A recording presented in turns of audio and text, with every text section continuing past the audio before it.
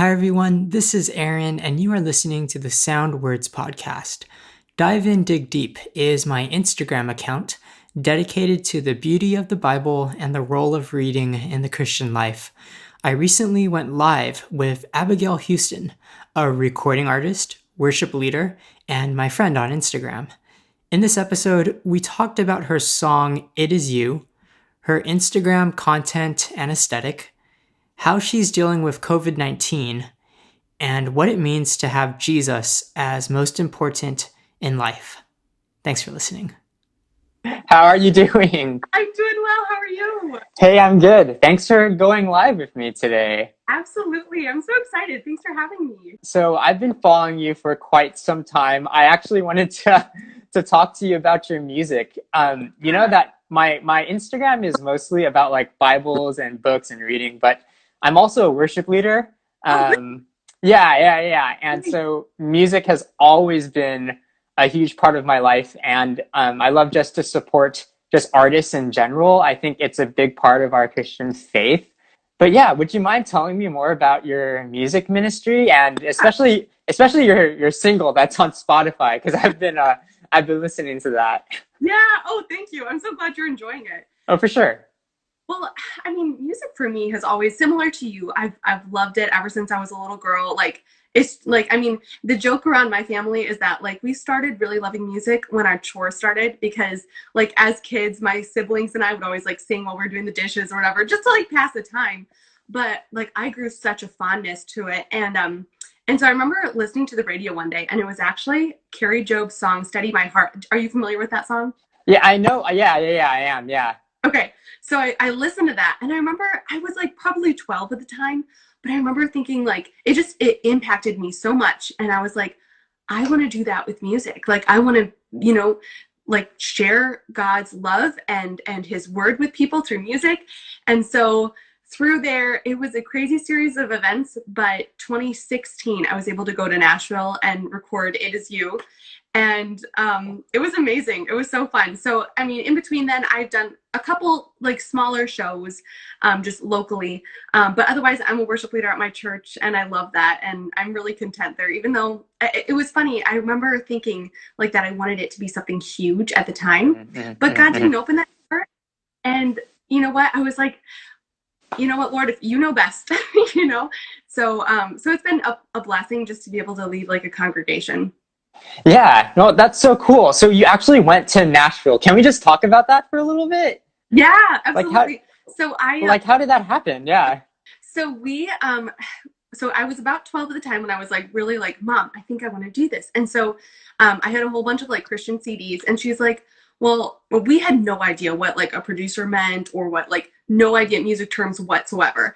But she's like, go ahead and maybe look on the backs of those CDs and look for maybe a producer or a whatever and see if there's any similar names. And so I think I was looking on the backs of CDs like Bethany Dillon and Joy Williams at the time, and I found that it was it's this guy named Ed Cash, and so I was like, okay, so I emailed him like this 13-year-old girl, like, Wow. hey, record, and he got back to me maybe a couple days later or one of his assistants, and they were so gracious. It took, like I said, it took probably like 3 years to actually do it, not on their side, just our side.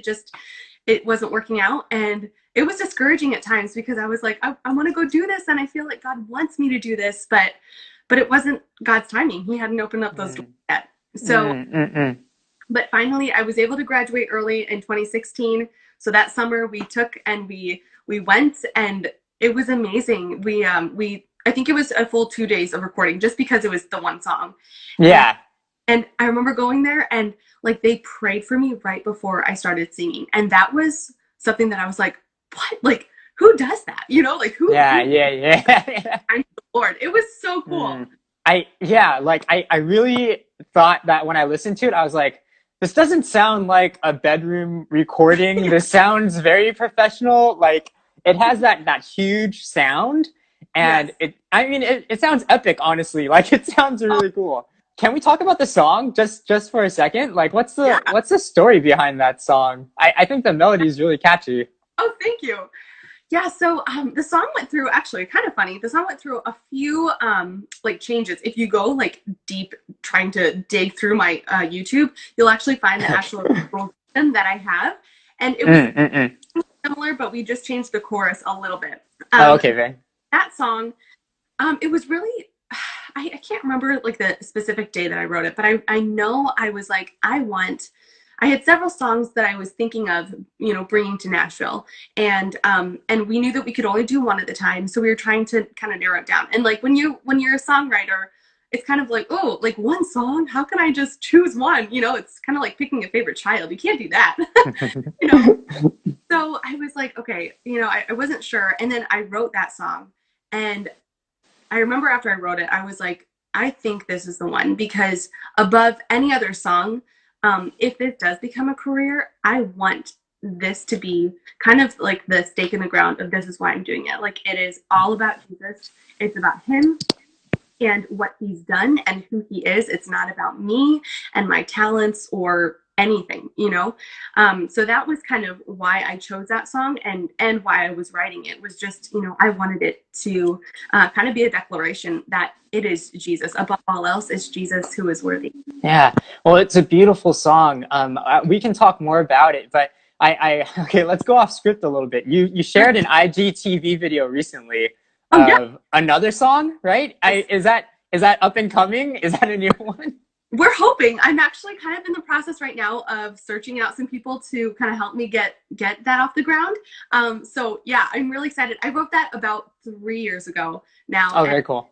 But it was so neat how God kind of brought it back to mind, and I was like, that would kind of fit perfectly with the timing and the season that we're in right now with COVID. So. Yeah. Let's talk about that, actually. Let's talk about what we're going through COVID right now.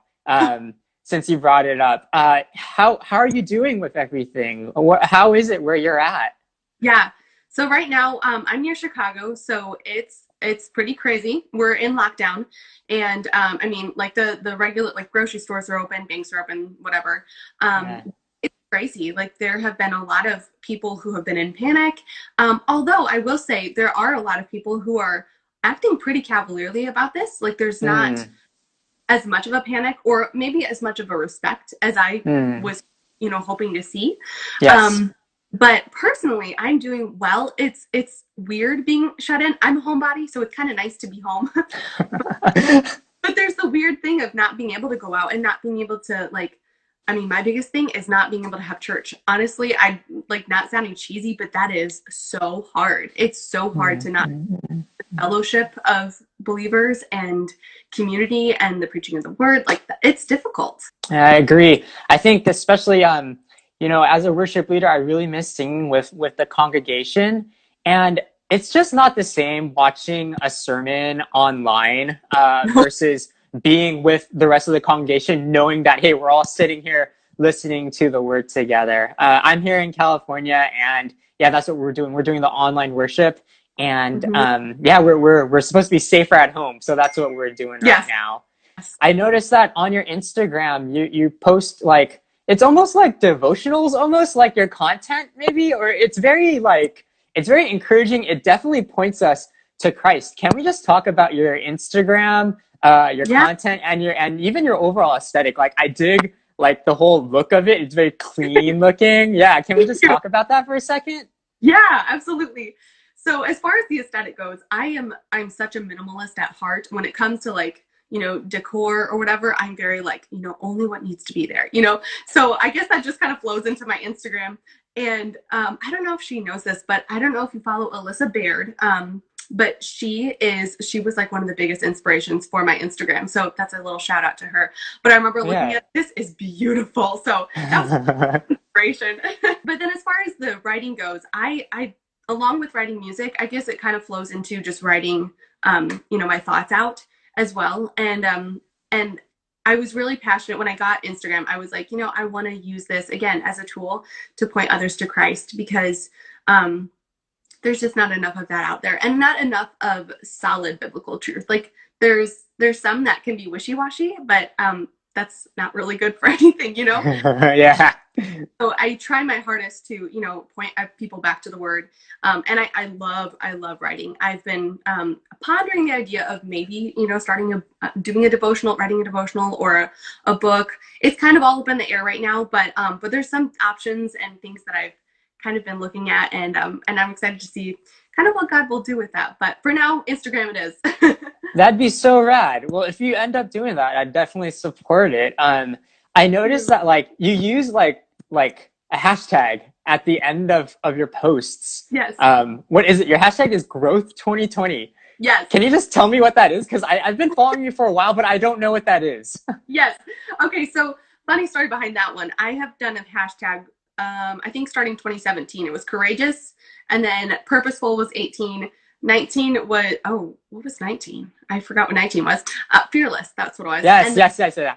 Yeah, and then this year, I was like, you know what? I don't know if I'm going to do a hashtag because there's just too much to learn. Like, I just need to grow. And I was like, oh, well, I guess that could be my hashtag, growth, because I feel like there are so many areas where, like, we need to seek growth. I think a lot of times, and I'm speaking to myself, we can be so comfortable sitting in complacency and just being like, I'm okay where I'm at. I feel comfortable. Yeah. But honestly, I can't remember who said this, but if we're not moving forward, we're never just standing somewhere, we're always sliding back. And so, my intention and my prayer is that God will continually grow me in every single season. But that was kind of the heart behind 2020. Yeah, no, I think it's great because like I can see that theme almost in your posts, and it's kind of nice knowing that like, oh yeah, this is like when I'm reading this, like this is what I should have in mind, like spiritual growth is very important. And to me, that's the perfect thing for 2020, especially being like stuck at home right now, and it's so easy just to be complacent and maybe even apathetic, like honestly, just speaking for myself, Your most recent post, I want to talk about this really quick. You posted a picture of yourself. You're like kind of crouched in the corner a little bit. And you said, what do you believe is most important in life? Is it what you look like? Is it your status, your bank account, your talent? And just can we talk about this? And what were you thinking behind the post? Like, what was your rationale behind it? Who took that picture? Stuff like that. That was a self-timed photo. I had to like put my phone up on like several boxes and nice self-timed photo. But honestly, should have brought my sister in here. My younger sister is a photographer. Amazing. So should have brought her. But no, I was thinking that day and just thinking honestly to myself too, like, okay, what is most important in life? What do I think is most important? Because what I believe is most important is going to flow out. And I was right before we started, I pulled out my Bible and I should have put, I don't know if I put this in the post or not, but Matthew 6:21, where it says, for where your treasure is, there your heart will be also. And that was exactly kind of, it was such a, I don't know, so heavy on my heart to share it, because I think what we, again, like I said, where our treasure is or where we think our importance lies is exactly where our actions are going to follow, whether we know it or not. They are going to be that way. And so if we place God as the most important thing in our lives, like by his grace, not by our own ability, but by his grace, like he will then cause us to grow in him and continue to pursue him versus our own like passions. And I think, okay, so honestly, just being at home and not going out and having all of these, like, I guess I want to say like freedoms taken away from us. Yes. It kind of makes me at least reflect and think like, what do I really value in this life, and where do I find my joy, and like what makes me like happy, like what do I wake up excited to do? Yes. And in all honesty, sometimes it's not Jesus, and that's totally wrong. Would you mind sharing with us kind of what you were thinking about as you posted that, your own reflection? Yeah, absolutely. Yeah, so my own reflection was similar to yours, like, and that's such a good way of posing the question. Like, when you wake up, what are you excited to do?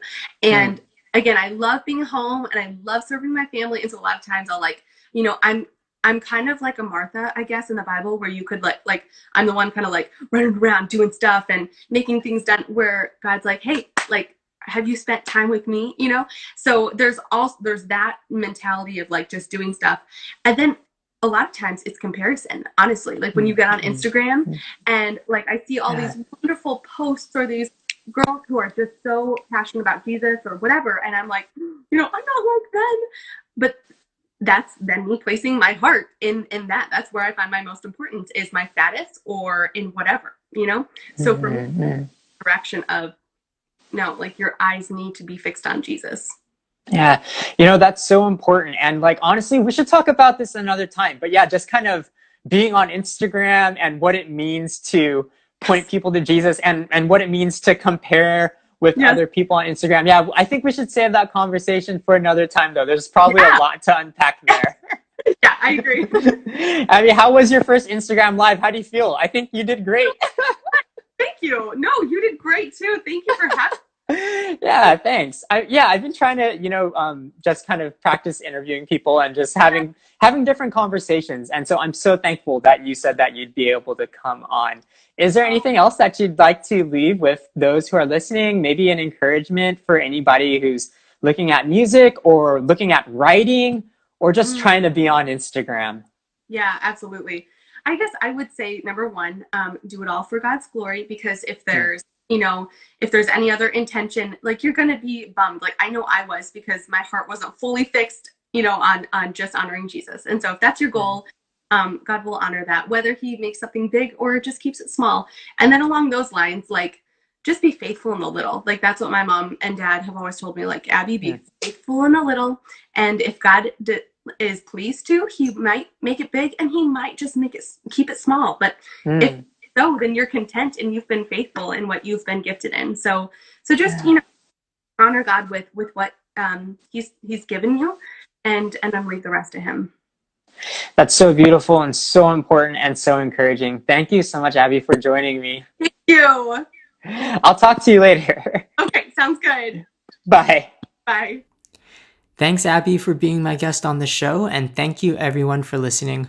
Follow Abby on Instagram at joyfully.abby and follow my Instagram account at diveanddigdeep.